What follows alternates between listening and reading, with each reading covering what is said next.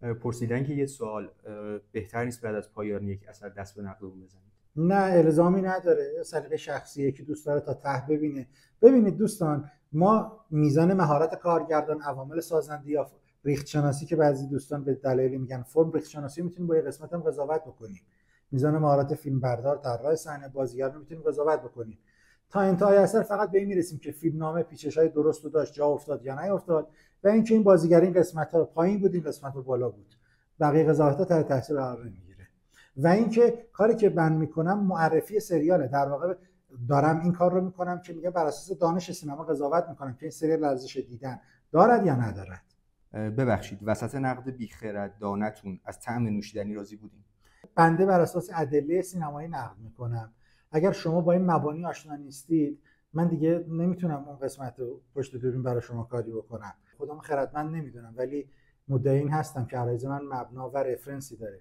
در باب نوشیدنی خب بالاخره هر برنامه‌ای که تولید میشه نیاز به یک حمایتی داره و یه برخی هم دوست دارن از فرهنگ حمایت کنن. اشکالش چیه؟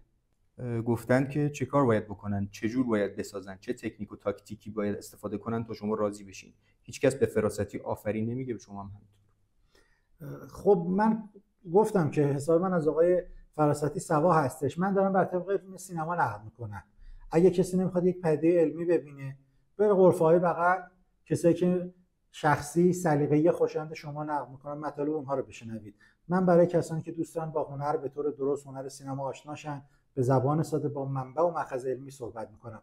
مخاطب من این افراد هستن، ولی خیلی دوست دارم که شما هم بنشینید پای ویدیوهای ما. بله خیلی خب حرف حساب بشنون خوشحال نمیشن، چیز عجیبی نیست. من خبر دارم، اسکرین شاتشو دارم، اینطور بگم خیالتون راحت شه که در کانال چه افرادی گفتن که برید زهرایی و پورسباق بلاک کنید، ولی مهم نیست. وقتی کسی وارد فضای مجازی میشه قواعد بازی اون رو هم میپذیره. من پذیرفتم که برخی افراد اندک بیان به من دشنام بدن، برخی افراد لطف دارن بیان تعریف و تمجید کنن، هم نظر باشن، بنده رو تشویق کنن.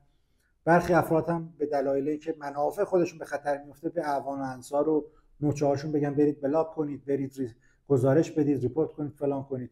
اینا جزئی از بازی فضای مجازی. منم گفتم قواعد بازی رو رعایت میکنم، مشکلی ندارم، اسم کسی رو نمیارم. شما هم راحت باشید، به کارتون ادامه بدید، چون من به کارم حتما ادامه خواهم داد. سریال از یاد رفته گفتن اصلا این سریال ارزش نقد داره؟ ما این روال رو گذاشتیم که تمام سریال های شبکه نمایش خانگی رو یه مرور اجمالی داشته باشیم.